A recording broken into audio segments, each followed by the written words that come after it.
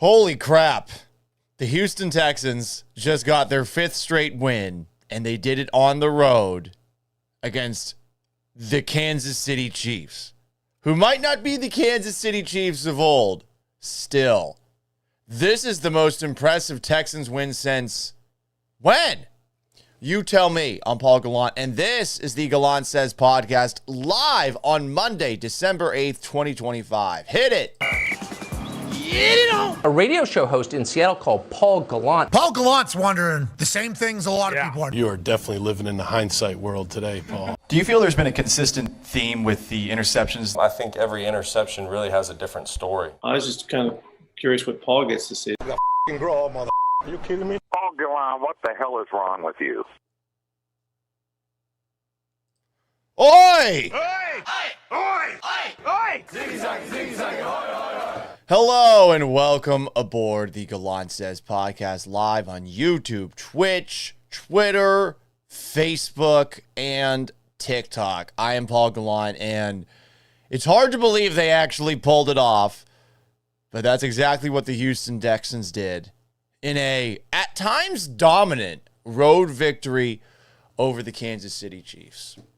You knew how good this Texans defense is, and you knew that the Chiefs were struggling, but that the Chiefs were also desperate. You knew a lot. And you probably thought the whole way that the Texans would not finish the job. But they did. Kansas City made the mistakes that the Texans always seem to make. Wasn't a clean game for Houston, but Kansas City at times in this one last night was dropping passes, were making suspect calls, going for it, 4th down, with a tie game early on against that defense. They did the things that it seems like you always do when you get to a game like this. And that's the thing. They maybe have changed your opinion of how far they can go. Beating a team like this, it's just one win in the column, but there's a symbolic nature to it for the fan base. And for the team, if you are able to shut down that squad, which has run the AFC, and I'm not going to call them dead forever, but they're definitely dead as far as this year goes, Kansas City. It's going to be a steep uphill climb to get back in the playoffs. I guess Daniel Jones tearing his Achilles helps a little bit, but you did what you normally blow every single time. And I would say if you're one of those players, you shut the door in a big-time spot in front of the entire country to a point where not only are you going to be taken serious nationally, which I think they've been for the last 2 weeks. People are starting to pay attention. I think locally here, the vibes are going to shift. This is a notoriously fickle sports town. And that's putting it nice. Some might call it a bandwagon sports town. I think you should embrace who you are. This city likes a team that wins. If the team seems semi-fraudulent, specifically this football team, in a city where historically you've always waited for the other shoe to drop on the football field, you can understand why maybe football fans here are guarded or just don't want to invest themselves too much into this replacement football team for the team that used to be here, the Houston Oilers. So, couple of losses in a row, don't live up to expectations last season, start the year 0-3. A lot of people are going to check out. But when you win a game like this, I'm very curious to see what the next couple of games at NRG Stadium are going to be like. Yeah, Next couple of games at NRG Stadium, you're playing the Cardinals, the Raiders. They both suck. Not exactly the most travel-friendly fan bases. Although I suppose the Raiders travel pretty well.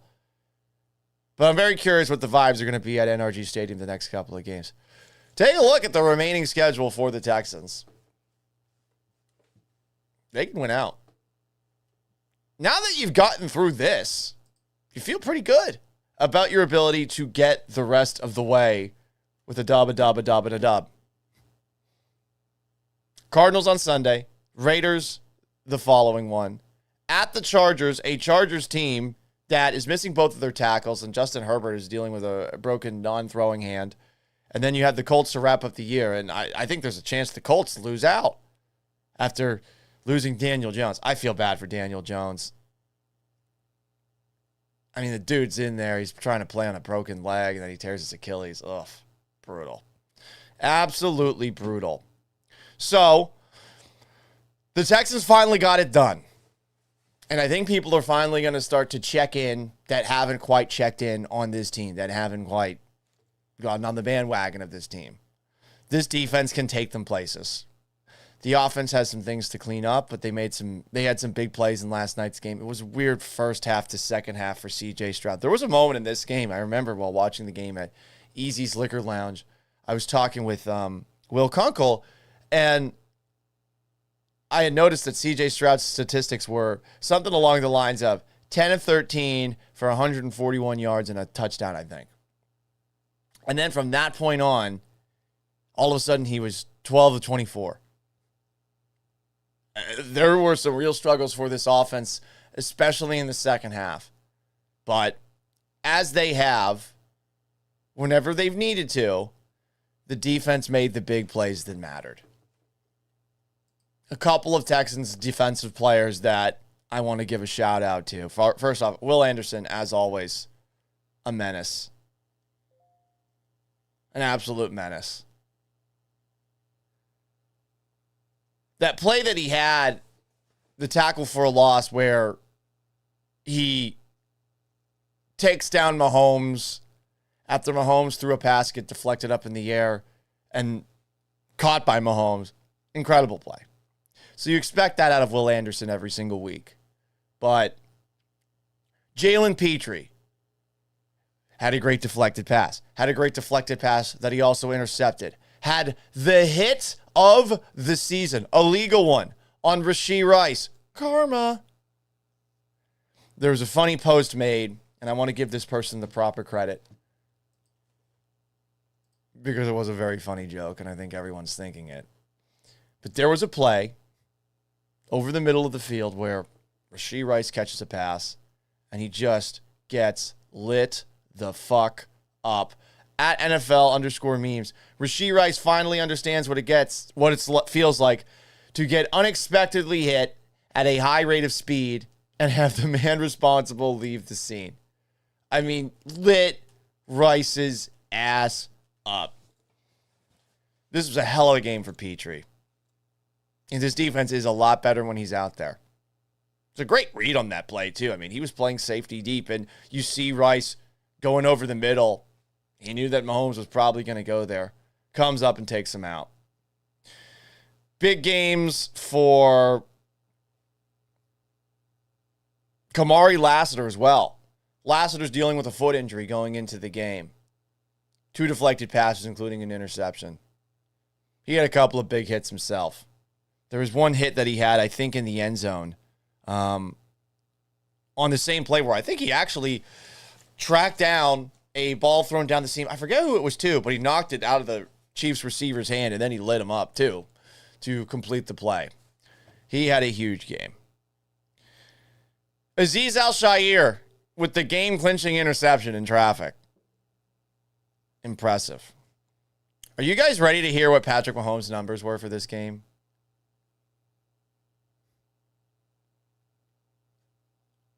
14 of 33 for 160 yards and 3 interceptions. That's the worst game of his career. I would be surprised if he's played worse.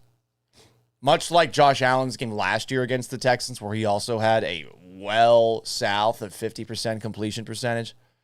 14 of 33. Let's do a little math here. Is that 40% passing? Is that even 40%? 42%. Fuck, man. And look, he still did the occasional thing that he does where he scrambles outside of the pocket and he gets a first down. But they kept him in check. Travis Kelce, noted Texans killer. 1 catch for 8 yards. Wasn't a great year for him last year, except for against the Texans in the playoffs. I mean, he kicked their ass. Where was he last night? Didn't even see Taylor Swift on the Jumbotron, for Christ's sake. It was very impressive. So you know what this defense can do? Woody Marks had 26 carries offensively for 68 yards. Texans really committed to running the football because they couldn't throw the football very well in the second half. C.J. Stroud finishes the game 15 of 31 for 203 yards and a touchdown. He was sacked 3 times. It was not a great game for Stroud. It was not a great game for Stroud. I'm going to give him a D for this week's performance. Last week I gave him a C. This is a D. And the only reason I'm not giving him a lower grade is because he did not turn the football over. Had he turned the football over, we'd be having a different conversation here. 15 of 31 in a game where he had on that first Texans drive where they first scored. I guess it was it the second drive of the game? Let me do a little look. We're going to go through the game entirely through my game notes. It was their second drive of the game. Nico Collins absolutely fucking dusted whoever poor chief defender was protecting him. They have Blake Fisher in. They have mass protection, so they're getting ready for a shot play. I don't know if the temperature was bad, but Collins destroyed Trent McDuffie, who might have been hurt before the throw. He definitely was hurt after the throw. Collins is gone, but Stroud underthrows the ball. Collins has to come back and get it, and had he led that, I mean, it's a touchdown, and this game's never close. It's 14-0 at halftime. And even if the Chiefs scored 10 points in the third quarter and you're feeling a little bit nervous where it's 14-10, like that should have been a touchdown. Stroud's got to hit that. There were a couple other moments he's under pressure where he wasn't able to do a whole lot, but that play in particular with Stroud bothered me. He did have that awesome play where he's rolling to his right, he's under pressure. Nico Collins, smart, came back to the ball, makes a big catch, has a big run after the catch to set the Texans up for, I believe that was on the second drive where they scored the touchdown. Not the second drive of the game, their second scoring drive, but it was the one that they had that opened up the second quarter. So there were some good moments, but if we're going to nitpick, end of the half, I don't know what the fuck was going on there. You have that play where Stroud and the Texans get it to about the 45-yard line with, I want to say, like 40 seconds left or so, and they don't spike the ball. They let the clock run, and then with 23 seconds, they get called for a false start. Stroud gets sacked, and that's pretty much the end of the half. That's terrible all around. Stroud's got to get them lined up on the ball to spike the football. I know a lot of people are going to blame Nick Caley. You're going to blame D'Amico Ryans. That's situational awareness. Stroud has to know that. You know, during the heat of battle, if you will, in the midst of a game, it's very often that it becomes in the hands of the players. What's the coach going to do? What's the offensive coordinator going to do? You can tell them through the headset what they're supposed to do, but you have to be situationally aware enough in that spot to do what you're supposed to do. Stroud didn't do it. So I know a lot of people are going to blame Nick Caley for that. You're going to blame D'Amico Ryans for that, and they definitely are part to blame for that. But CJ's the one on the field, and he's the one that can hurry them up to the line of scrimmage to try to spike the football, and then you take it from there. Hopefully he learns from that. Ugh. Second half, 3 and out, 3 and out, 3 and out, 6 and out, touchdown. 3 and out, field goal. That's how it goes. Anyway, guys, let's take a look at what you guys are saying. I want you guys to say this is the best Texans win since when. Yes, as some have pointed out, I am a little hungover. Watched yesterday's game with Will Kunkel, a watch party at Easy's Liquor Lounge in the Heights.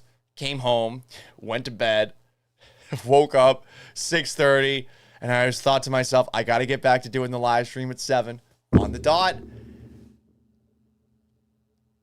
Not feeling the best. This is an iced coffee. All right, where do we start? What chat section do we want to go to first? Payne Moore asks, are you a little hungover this morning, big guy? Marcus West asks, no headache, Paul? A little bit. Omar says, play that damn song. I'll do this for now. It's football time in Houston, and we're ready to play. Omar asks, where's the cowboy hat? It's in my closet. Jamie Gonzalez says, Texas Swarm. It's football time in Houston, and we're ready to play. Will Kunkel says, we feeling good today. Well, yeah, about the win. But the body's not feeling so hot, Will. I don't know how you feel. I don't know if you're on the same front on that. J Malfair 5790 says, hi there, Seahawks fan here. Was so impressed with the defense when we played and happy y'all are on a streak. Good luck on the division. Well, best of luck to the Seahawks, who I very much enjoyed covering in my 2 years up in Seattle. That defense is also pretty damn fearsome. Very curious to see how the rest of the season is going to go for the NFC West, but we'll save that for another show. Rockets Vic says, KC, done for at least 1 year? I think so. I think that's the perfect way to look at it. If you're saying the Chiefs dynasty is dead, I think you're crazy. But for sure, right now, with where they're at this moment in time, it does help them that the Colts will be without Daniel Jones the rest of the way. He tore his Achilles. But they are tied right now, three-way tie with the Ravens and the Dolphins. The Dolphins are red hot right now. Texans have won 5 in a row. The Dolphins have won 4 in a row. And okay, they beat the Commanders, they beat the Saints, they beat the Jets. See how they do against the Steelers and Bengals and Bucks and Patriots to end the year. I think they'll lose most of those games.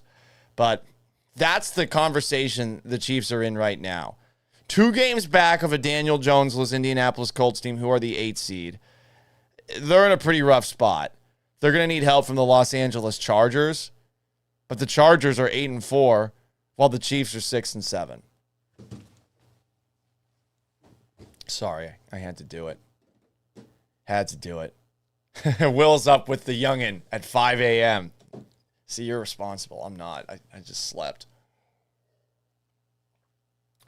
What else do we have? Let's take a look at the TikTok. Holy smokes, lots of TikTok comments. TikTok at Gallant says, I'm sorry for the chat now being hijacked by a bunch of people just saying 6-7. But I know what it means to you.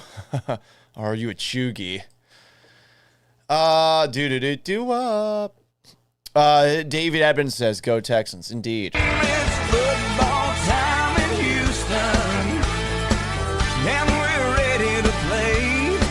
Thomas says, go Texans. 20 says, best defense in the league. That's coming from a Bills fan. Shout out to the Bills for that win yesterday. Josh Allen, god damn, dude. Fuck, he's good. He's just so good. Henry says, what about them Texans? This was a huge win. And you got to be feeling great about it. And I really hope that the next time the Texans are at NRG Stadium, that the people show up. I really do hope that. Rixo says we can definitely go to the Super Bowl if the offense wakes up. I feel pretty good about that myself. Danielle is bored 3 says, I had no doubt we were going to win last night. Well, Danielle, goddamn, you got more confidence than us. I think you're alone on that front. No doubt at all? Come on. she does say that this team has hurt us a lot, so she is very guarded. Childish BL Vac says, shout out to Tommy Togia. He had a big sack. Gridiron Mike, what's up, bro? Texans fan in rehab says, end of half, 2-minute possessions have been ass all year. Wasted opportunities. They got to get better there. D'Lo asks, what's with Chris Collinsworth last night? Will and I did not hear much Chris Collinsworth because we were watching the game at Easy's Liquor Lounge. I would occasionally hear something Mike Tirico said, but maybe the trick is if you don't want to hear Collinsworth glazing Mahomes is to watch the game at a crowded bar. There you go, everybody. There you go. A big win for the Packers. Sean says, go Pack, go. That was a big win over the Bears. God, the 4 Bears. The Bears losing to the Packers again when they had the 1 seed in the NFC is a lot like the Texans regularly losing a game like this in prime time to insert elite team. Hell, last year, Lions. Jared Goff throws 5 interceptions and you lose that game. This was the biggest Texans win since when? You tell me. I think it's the biggest win since 2019 when they beat the Kansas City Chiefs on the road in Arrowhead Stadium. That's how long it's been. This was before the playoff game where they blew the 24-7 lead. I saw some people say this is the biggest Texans win since the playoff victory year 1 over the Browns. I think that's a fair one to say. I saw somebody else. I think this was AO Texans. I think he said since the win over the Ravens. The win over the Ravens was big just because, you needed to get back on track. It was a convincing, dominating win. But it was over a Cooper Rush-led team. So I disagree with that one. But it's the biggest win in quite some time. And, I mean, they deserve a lot of credit for being able to pull this one off, to be able to do defensively what they have done so often this season. If you're watching, please like and subscribe on YouTube at Paul Gallant. On Twitch, at Gallant Says. Give me a follow, but I'd appreciate a sub. You can also watch along on Facebook at Paul Gallant Sports. X at Gallant Says Pod. Instagram is not working today. Apologies for that one. And on TikTok at Gallant Says. Let's hear what was said after the game. I saw Cooper, Texas ask, who did they give the game ball to? A great question. I honestly don't know. So let's take a look. Let's just see what was said after the game. Let's go to the Houston Texans Twitter account. That way we'll be able to find it. And then we'll probably take a look at what Aaron Wilson put out there.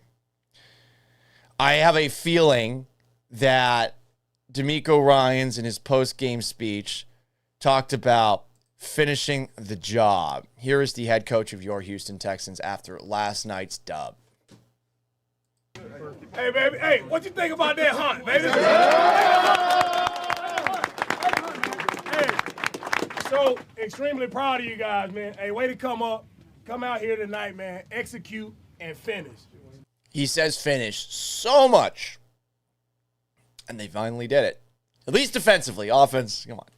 Well, give him a little help. Right, it was all about the finish, right? Great first half, third quarter, didn't look too hot, but I love the way every man in here stood up and finished, right? Most importantly, defense, you got, hey, way to take the football away. Way to take the football. 3 interceptions of Patrick Mahomes. 3! Really impressive.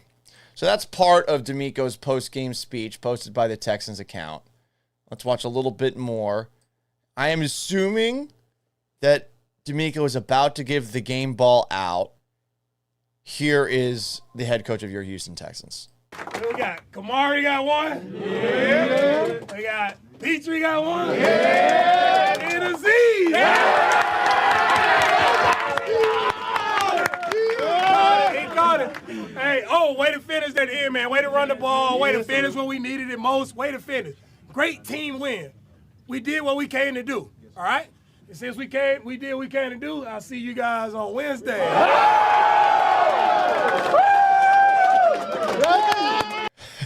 Kamari Lassiter dancing at the end there. If you're not watching along on YouTube, you're missing out. That was pretty funny. What else do we have? Maybe this is D'Amico giving the game ball out. Here is how D'Amico wrapped up, I guess, the post-game speech. Hey, no, really, hey, proud of you guys, man. Really appreciate everybody in here. Hey, it took everybody to get this done. Really proud of you guys. And just, hey, this is what we're supposed to do, all right? We just keep going one game at a time. Everybody remain focused on the task in front of you, one game at a time. We got a special group. We continue to do what we need to do. We're going to do some special things. One time, Texans! Hell yeah, I love that Texan Swarm chant. This is what they were supposed to do. I saw someone on TikTok pointing out, listen, this is a 6-7 Kansas City team that was missing 3, and I think by the end of the game, in fact, I think by the second play, 4 offensive linemen. Totally true. They should have done this. But I think you have to understand, person who I don't think is a Texans fan commenting on TikTok, that for this fan base, this game is not one they ever win. This is one that they usually lose in either heartbreaking fashion or embarrassing fashion. So to win a game like this, it's symbolic in nature. I think it's going to give the team a lot of confidence going forward because they did bully Kansas City on the road. If it was like a last-second squeaker of a win against a team with all those issues, sure. But they strangled the Chiefs' offense for 3 quarters. And while the offense needs to clean a lot of things up, this defense just needs the offense to not screw up. And to their credit, the offense did not put the football on the ground in this game. They definitely did a lot of sloppy things, but they protected the football. That's the complementary style that this team has to play when they are powered by their defense. Tate LaPrey says on Facebook, Kansas City still might be the best coach team between Steve Spagnuolo, who Nick Caley had no answer for, and of course Andy Reid. I think that's a good point, Tate LaPrey. That is a very well-coached team on both sides of the football. And, you're hoping that the Texans eventually can get to that point. Still a lot of time left for the team to improve. I mean, we're 3 quarters of the way through. It's not quite done. What else do we have as far as takeaways from last night's Texans win? I leave that up to you. We'll continue rolling through your comments. Follow, like, and subscribe if you're watching along for the first time. Let's take a look at... Let's take a look at what the Texans said after the game. If there was anything interesting said at the press conference. I know the press conference watching isn't always the most enjoyable thing, but listen, guys. Listen.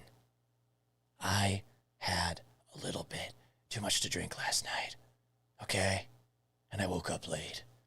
Because we were watching the game at Easy's Liquor Lounge. I think that Will and I are going to do another watch party at some point. Hopefully at Easy's. Easy's is a great place if you've never been there before. And they're going to have a Lights in the Heights party on Saturday. I will be out there at some point. Let's see. What else do we have here?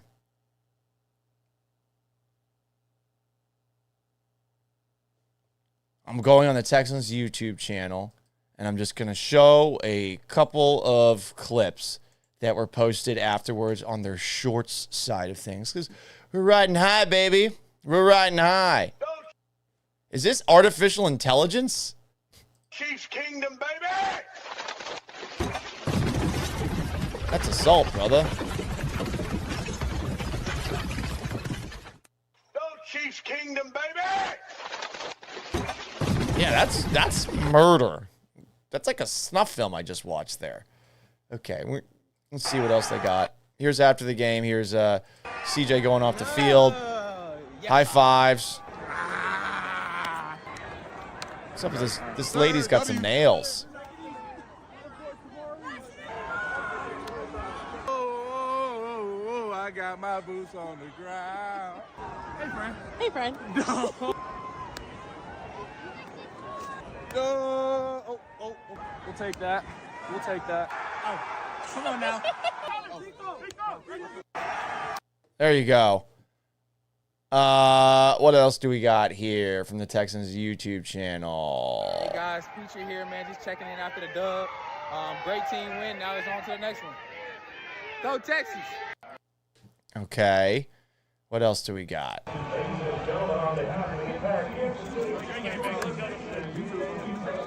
Damn, why didn't CJ give Mahomes advice? What else do we got? The Houston Texans YouTube channel. Paul, you stealing content from another YouTube channel? Yes. Yes, I am. I am. Let's move to, because I want to show you the highlights. I don't want you to just be watching along a press conference, right? That's a tough watch. That's a very tough watch.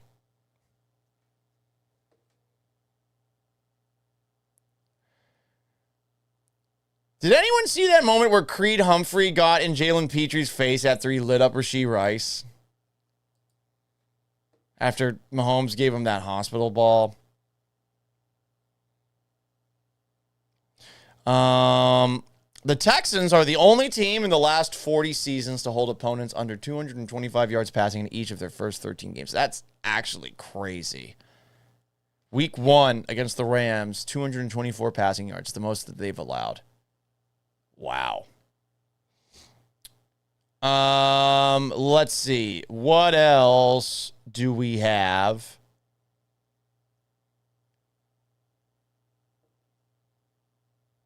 Coming out of yesterday's game. All right, let's just go to the press conferences. Let's see what your Houston Texans had to say after last night's dub.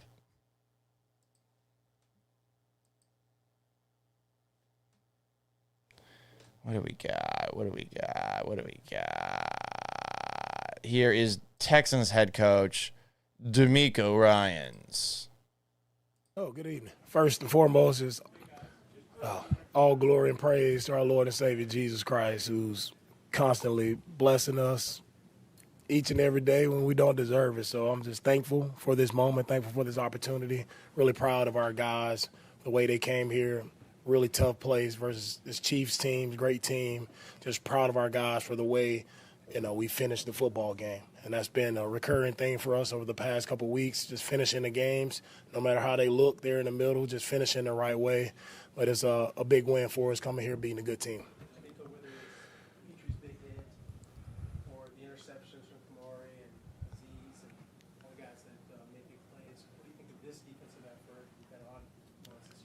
Defense did an outstanding job.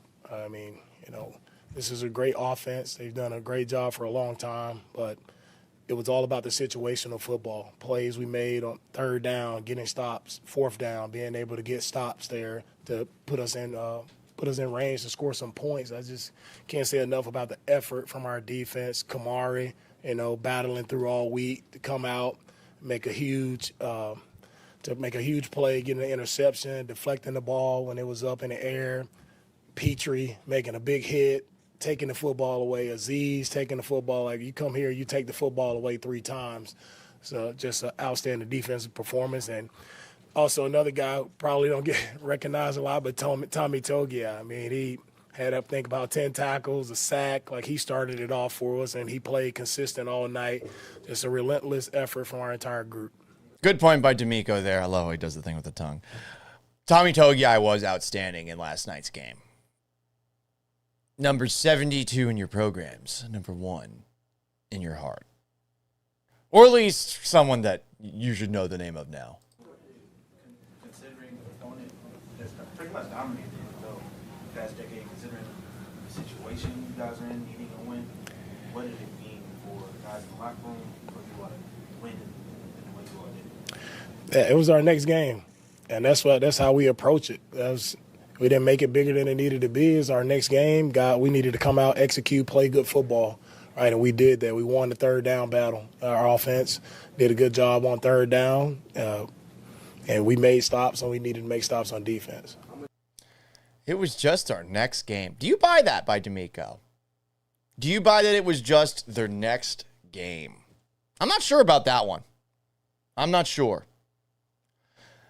It's the mentality that you have to take to be a contender in this league, but is it really just their next game when it's Patrick Mahomes and it's Andy Reid and it's everybody else, Kelsey and Chris Jones?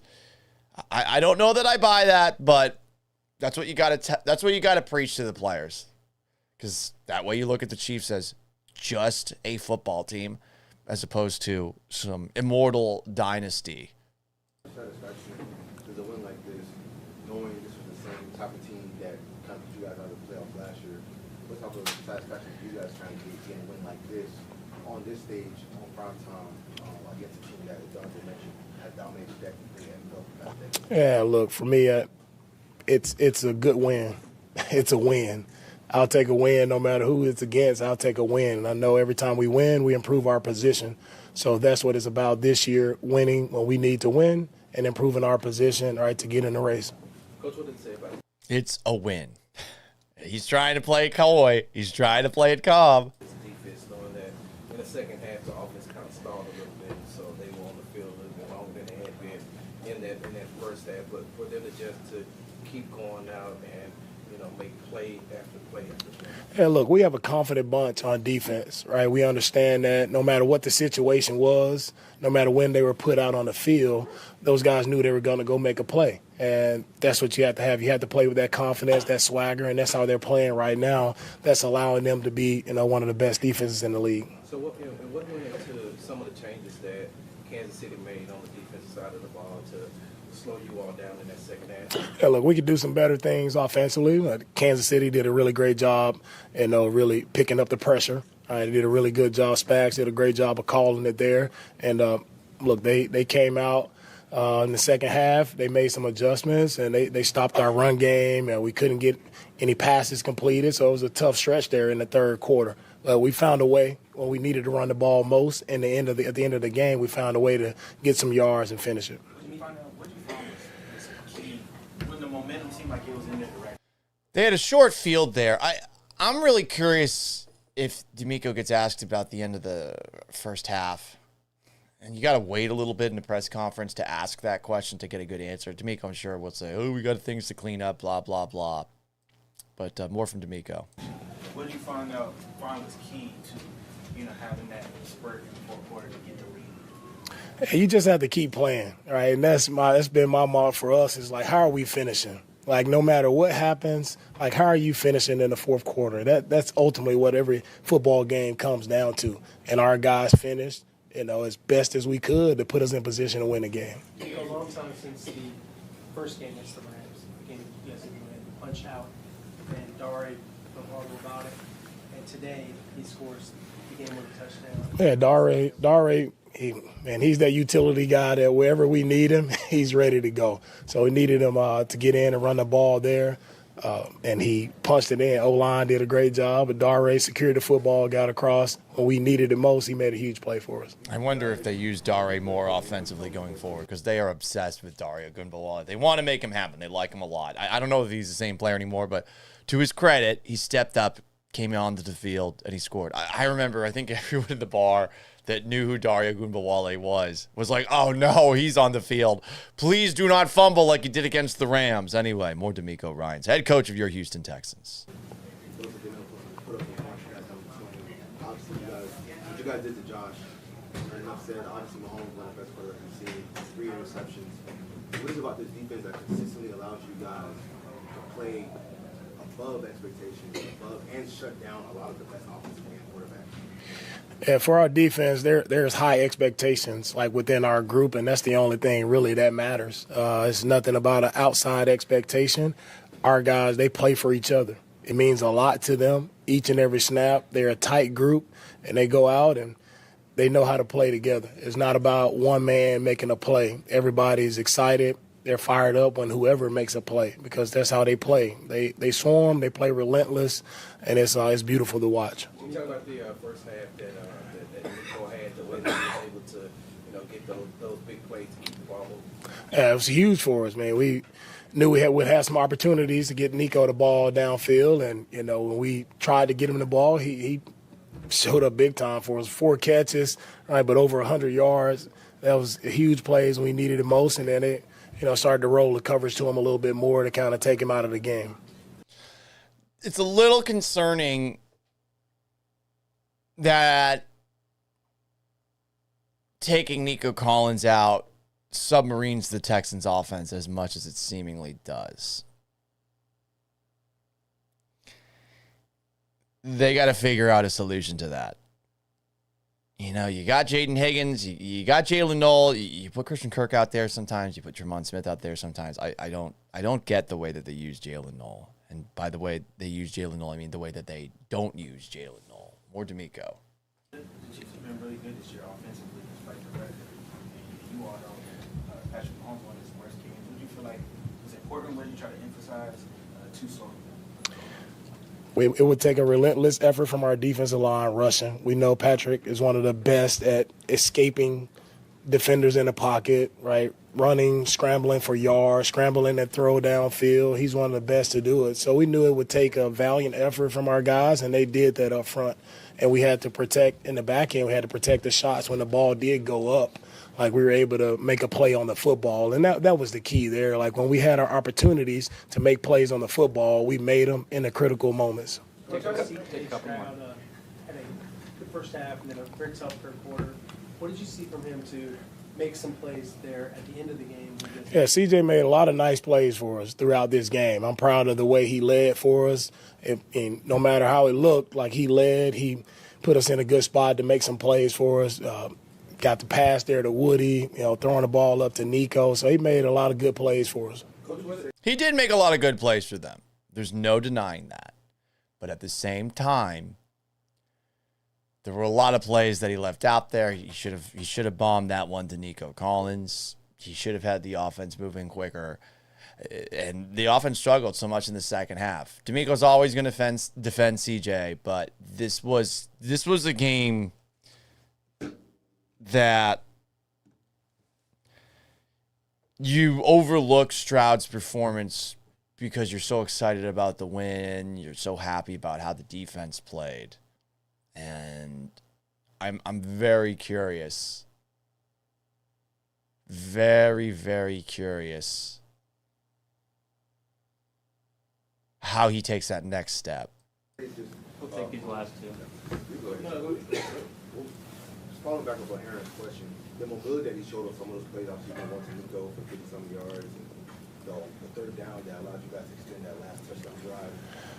How did his mobility help kind of lift the offense and make something out of nothing that time? Yeah, when CJ can move and escape the pocket, like that's what, a lot of defensive guys who go against him, that's his strength. Like he has to utilize that even more. He see the plays that he can make when he can't escape the pocket, whether it's running the ball or keeping his eyes downfield to make big throws. Like he has a really good knack for finding the guys down the field and making plays, and I like it when he escapes the pocket because I know it's going to be a positive play. Last one. Coach, with the outcome that you all had tonight, you talked to us after you all started 0-3, and the message never changed. Week to week, the message never changed. When you end this game like you did tonight, go into that locker room, see that joy and excitement from those players, knowing that they just stuck to the message that you all, that you preached down to them. What was that feeling like, especially watching that time run off, knowing that we finished enough game like that? Hey, we did what we came to do. Like we knew it was just about accomplishing your mission. Like it wasn't anything extra on top for winning this game. But we knew we just had to get the win, no matter what it took. We just had to get the win, and that's how our guys think. Guys are confident. Guys, we expect to win. Like it's not too big for us. Our guys are confident in whatever environment we're in, and we just go out and execute and play good football. It really doesn't matter about who the opponent is. It's truly about us and about how we execute and how we finish, and we did that today versus a really talented team. All right. We're going to keep talking about finishing over and over and over again. So that's Texans head coach D'Amico Ryans talking about it. Let's read some of your comments before we get to what C.J. Stroud said. Christian Ovelas 6727 says, God wills it. God wills it! Indeed he did. Defensively, at least, for the Texans on the road last night. Make yours great again said, I said at the beginning of the game, the only way this team wins is if the defense can get 3 turnovers. They did not disappoint. Let's fucking go, Texans. It's football time in Houston.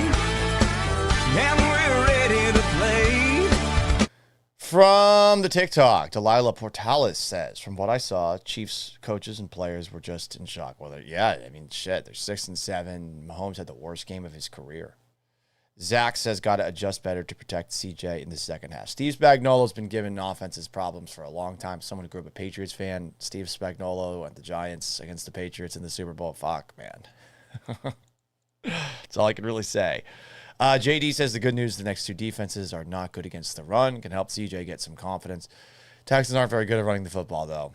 You know, there's a reason that they have kind of resorted to this Stover cat and the tush push, which of course they had a guy lined up off sides on. I think it was because of where his hand was located. Ariante Ursary. There was a Chief defender who looked like he was offside on the play, though, for what it's worth. Big Sexy says CJ played well for the most part. A couple missed throws, but they were in his face all night. Well is extreme. I think he was solid. He didn't turn the football over. Jay Smooth says CJ's okay. He's not the franchise quarterback. Those delay of game penalties were awful. That's partly on CJ. That's partly on the entire operation.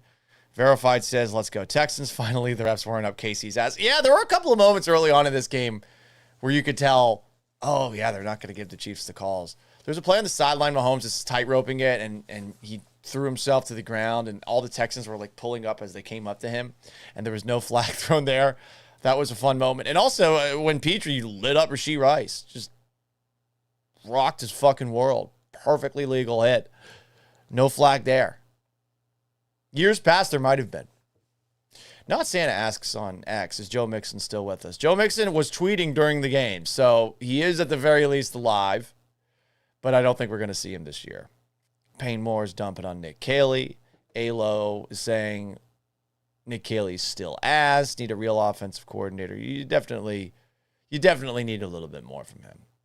No says Petrie was a bad man. Who heard him? Yeah, he's a great hitter, man. He's a great tackler. Ronnie B323. The feeling of joy because we won, but the feeling of sad knowing the offense will be the downfall. Well, come on, guys. Let's not. There's a month left in the fucking season. Okay, theoretically, they can get better. Don't look at the offense right now as something that's going to doom a team that's going into an AFC playoff field, assuming they make it, but they're in really good position now. With who's the dominant team that you don't feel great about? I'm a Patriots fan. I've got some doubts about the Patriots, their ability to win. Defensively, they hit hard, but are they good defensively? The Broncos have a great defense, but I mean, they play with their food, it seems like, every single week. No one takes the Jaguars seriously. No one. No one takes them seriously. You've also got, the Bills, it's just Josh Allen. Whoever wins the AFC North sucks. Chargers are missing both of their offensive linemen on the edge. It's not great. What do we have? We've got Bear Brother on the Gallant Says text line. Maybe CJ is just the game manager under Nick Haley. That's what he needs to be under Nick Haley. For now, with this offense still figuring out what they can and can't do, and by the way, you're allowed to be doing that in December, you just have to not turn the football over, and the defense is going to get takeaways. 3 takeaways on the road against the Chiefs. 3 interceptions of Patrick Mahomes. Really impressive. Dom the Bomb asks, what about the Chiefs? I think they're dead, guys, for this season. The dynasty as a whole, they'll reset. They'll figure it out. I'm assuming Andy Reid's going to stick around. I don't know if Travis Kelce's going to stick around. There's a lot of things they're going to have to fix, but Brett Veach, their GM's always done a really good job putting that team together. I don't think they're going anywhere, but I do think that they are practically dead for this season.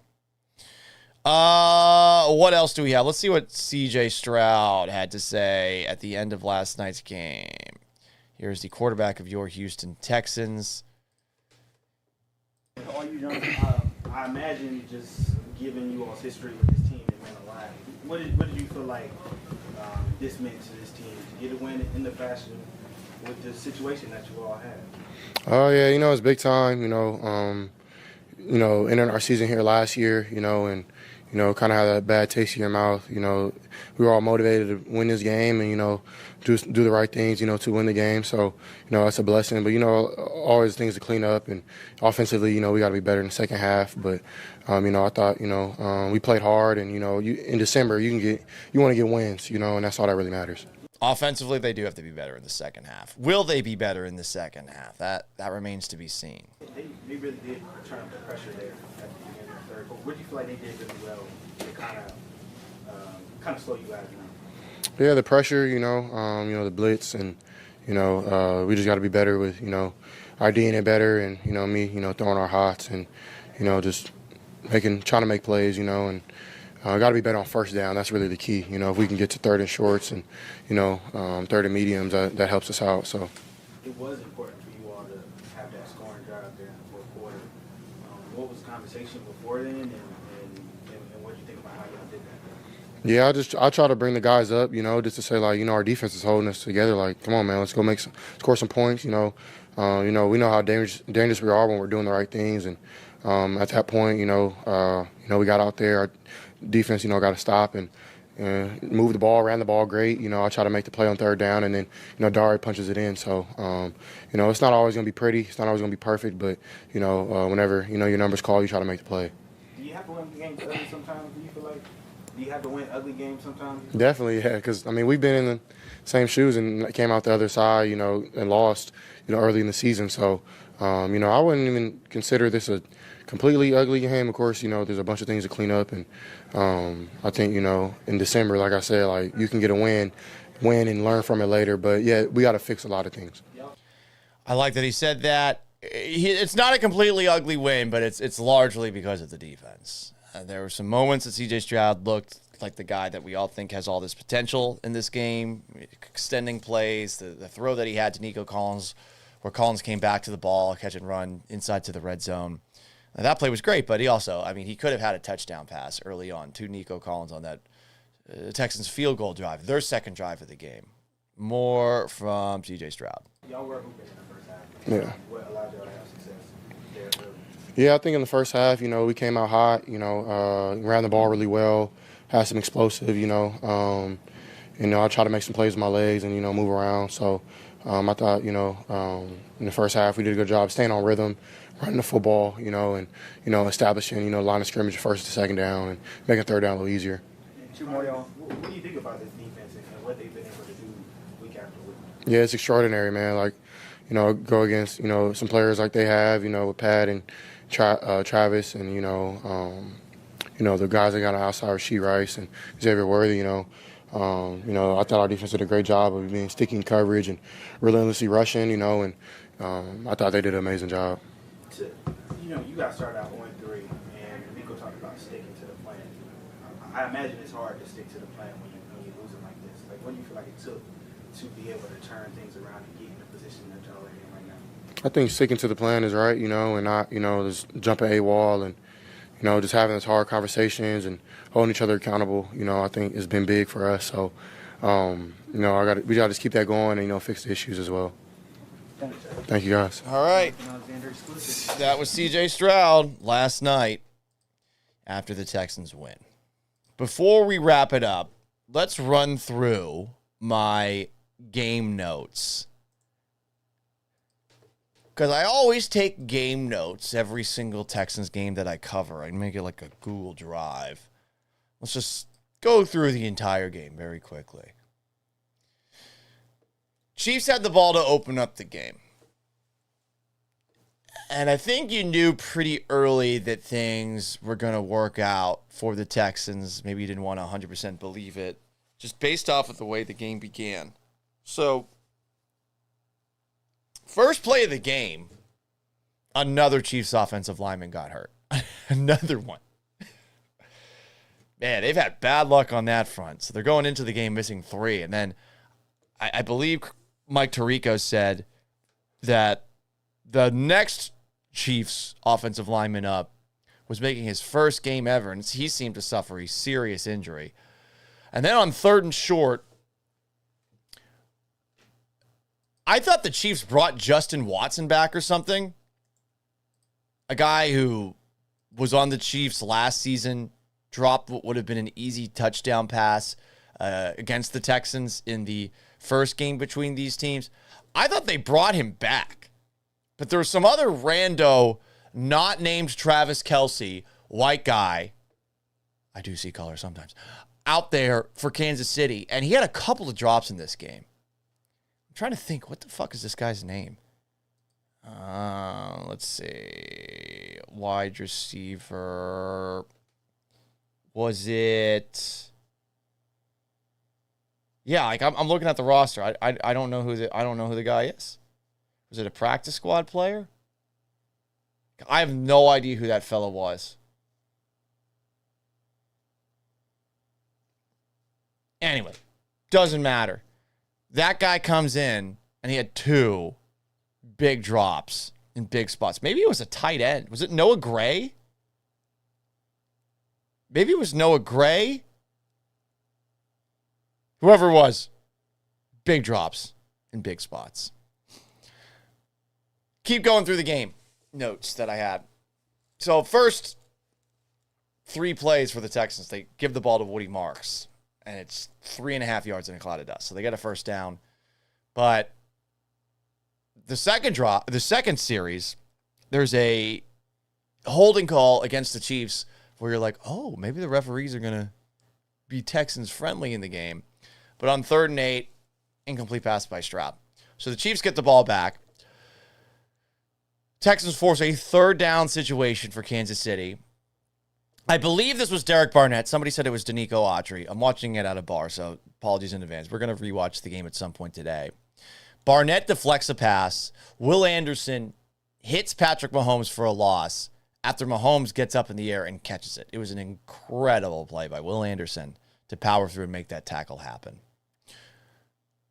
Texans' second drive after forcing a punt. Stroud's first play, it's a shot play. They were trying to go deep to Nico Collins, who burnt Trent McDuffie, who got hurt on the play. Stroud underthrew him. He had time to make that throw. He underthrew him. And there were a couple of moments in this game where he could have stepped into throws. He might have been feeling pressured that wasn't 100% there. He's got to get that pocket presence back. I don't know how he does it, but he needs it back. So could have been a touchdown. Ends up not being a touchdown. 3rd and 5. Stroud throws a touchdown pass to Dalton Schultz, but it was brought back by an illegal shift. This has happened a lot this season. Illegal shifts, illegal formations. Got to clean this up. That's on Nick Caley, but it's also on these players. If it is happening over and over again, you got to do your due diligence before the play and make sure that it's not an illegal formation. And as far as the illegal shift thing goes, it can be ticky-tack at times, but if you're calling for it all the time, fix it, clean it up. Stroud had on the next play, after that illegal shift, under pressure, a throw to Jaden Higgins for a first down, but that was brought back. It looked like Higgins might have gotten the first down, but the spot wasn't great. So it ends up being a 4th and 1. They run the Cade Stover tush push, but Ariante Ursary had lined up offsides. His hand was lined up offsides for what it's worth, but there was a Chiefs defender whose head was off. The tush push is a play that they might need to ban. So the Texans get a field goal on that drive. Next drive, Chiefs get the ball. Mahomes has a couple of scrambles for first downs. You're thinking to yourself, oh boy, here come the Chiefs. But Tommy Togiai gets that sack, and that wraps up the first quarter. Beginning of the second quarter, Texans get the ball on their own 10. Nico Collins bobbles a catch in traffic. It nearly gets picked off, but it doesn't. Fortune smiling on the Texans. There was a defensive hold that I'm not sure was a defensive hold that gave the Texans a first down. So again, the penalties are getting thrown on the Chiefs. Chiefs have been very penalized this season. Woody Marks runs for 7. Stroud overthrows Jaden Higgins. Look at it, been a nice play. 3rd and 3, Stroud hits Dalton Schultz, who was very clutch in this game for a first down. Then you've got the great play, the great catch and run. Stroud rolls outside of the pocket. Nico Collins comes back to him. Huge catch and run to the 7. Trent Brown false start in the red zone. For fuck's sake, guys, in the red zone. No more penalties. But 3rd and goal from the 9. Stroud finds a wide open Woody Marks, and it's 10-0 Texans early. And then, right after that, Jalen Petrie deflects the pass and intercepts it. Huge opportunity here. You're on your own 43-yard line. They get a quarterback sneak for a first down, but 3rd and 6, Stroud's under pressure. Ball gets deflected at the line of scrimmage. Texans punt. Chiefs have the ball at their own 3. They march down the field, 83 on the Chiefs. This is the guy that had the drop because this is his second drop. 83 Chiefs. What's this guy's name? It was Noah Gray. Noah Gray had another big drop. Danico Autry gets a sack. It's a long field goal for Harrison Butker, and Butker, doink, hits it off the post. So the Texans have plenty of time left to close out the first half. And they fuck it up. They get a first down, and they could have spiked the football. They let 20 seconds roll off the clock, and then they have a false start after that delay. Spike the football, guys. Spike the football. 3rd quarter opens up. You got Woody Marks losing 4, first play. You got C.J. Stroud overthrowing Xavier Hutchinson. He was open, but Stroud hesitates. He doesn't step into the throw. Will got really mad when we were doing the watch party together about him not stepping into it. Yeah, that was rough. Chiefs get the ball. Mahomes finds a wide open Xavier Worthy. They get down to the Texans 20. 3rd and 1, the Chiefs convert. 4th and 1.5. Chiefs go for it. They converted their first 2 4th down attempts. Kareem Hunt busts through for 6. So it's 10-7. Texans go 3 and out. Chiefs have the ball at their own 3. They move it a little bit, but Will Anderson, a pressure on a 3rd down, helps the Texans get the ball back on a punt. Texans get the ball, 3 and out. There was a play where it looked like Stroud hit Christian Kirk for a first down, but Kirk was not able to complete the play, and it makes you wonder why Jalen Noel's not getting more opportunities. Chiefs get the ball. Mahomes bombs it. Kamari Lassiter has a great play catching up to the Chiefs receiver who had beat him, separates the football from him in the end zone. Mahomes escapes the pocket later on this drive for a first down. He limps a little bit, but it was a first down for Kansas City. Kareem Hunt drops a pass that would have been a first down. Lots of drops by the Chiefs in this game. You know, they were making the mistakes that the Texans seemingly make all the time historically in big spots like this. So the Chiefs have to settle for a field goal. It's a tied game 10-10. Stroud at this point was 0 for his last 7. 3rd and 10, he throws it away. Chiefs get the ball back. Jalen Petrie lights Rashee Rice up. Lights him up. And then Patrick Mahomes throws a pass that gets intercepted by Kamari Lassiter a little bit later on the drive. But the Texans can't do anything again. They do get on a 3rd and 17. Stroud hits Jaden Higgins for 17 in the first down. I don't know how he pulled that off, but the Texans got stopped. They punt. So the Chiefs get the ball. 3rd and 10, Mahomes scrambles. They're just short of the first down. And in a tie game, this is where the Chiefs gave the game away. 4th and 1 at their own 30. They went for it. Wild decision. It's a tie game. The Texans offense can't do a fucking thing. And you go for it. Like, I think the Chiefs should have said, you know what? Let's wait to see if the Texans offense finally makes that big mistake. But they didn't. Texans get the ball back. There's a 3rd down play where C.J. Stroud had one of his best throws of the game where he hit Jaden Higgins through a window. Woody Marks gets a first down. He gets injured, and then Dario Gunbowale scores the touchdown. It's 17-10. Chiefs get the ball back. They go for it. They're stopped again on 4th down. And that was pretty much it. Texans 20, Chiefs 10. What a win, 5 in a row. More comments.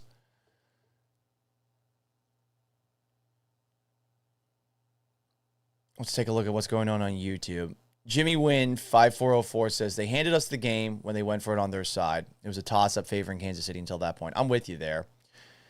Still, CJ made plays on the defense, was a beast again. The way they are hitting in the back, and it's like the Legion of Boom. Rashee Rice was playing wide receiver. He got hit, and he had a nightmare. Yeah, not so great.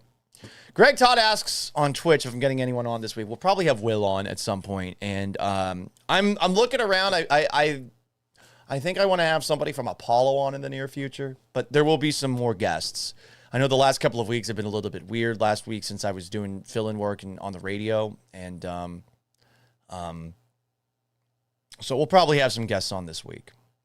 Let's read some TikTok comments. Dom the Ball is right. The Chiefs can't. Dom the Bomb is right. The Chiefs can't make the playoffs.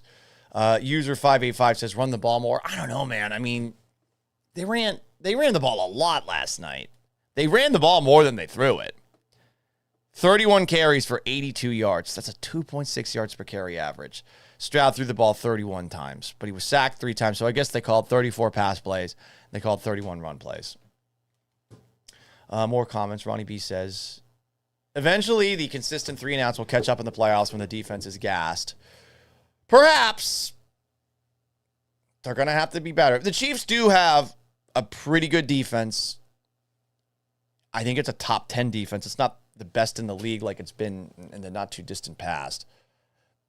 So there are excuses to be made for the Texans offense, but it's the penalties, it's the sloppiness when it's the end of the first half, it's the occasional Stroud misthrows.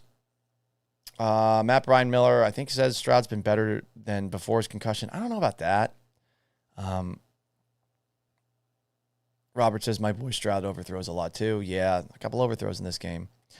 I was just saying last night, I've never seen a legal shift so many times in 45 plus years of watching. Yeah, it seems like it's happening not just with the Texans too, by the way. I do want to make that clear. That might be a point of emphasis for NFL refs this season.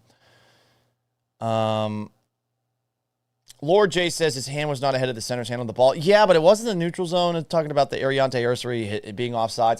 Listen, I'm not going to act like I know why that call was made. That was just my theory as to why it was made, you know?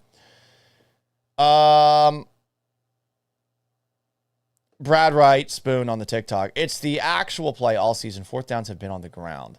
Andy should have switched.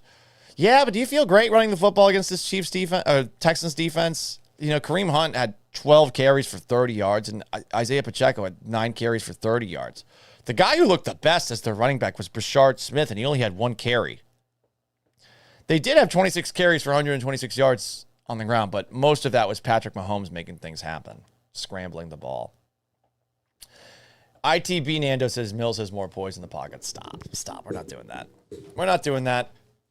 Stroud had made a couple of plays with his feet because he escaped the pocket. Davis Mills can't do that. And it's not to say Mills is a statue back there. He actually is surprisingly athletic. But, no, come on, stop, guys.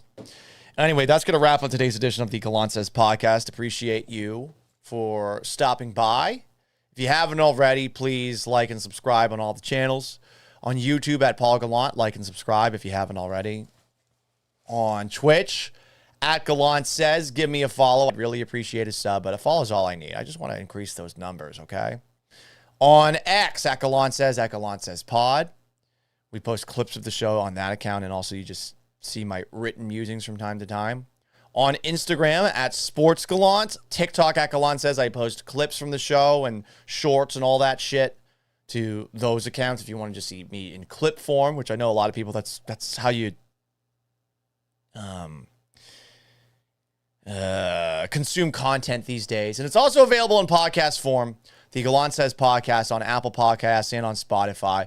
We're going to try in the near future to consolidate the podcast because I know you got so many podcasts to listen to where we might do segments and the entire show posted to the same feed. Helps with the downloads. Helps me get money.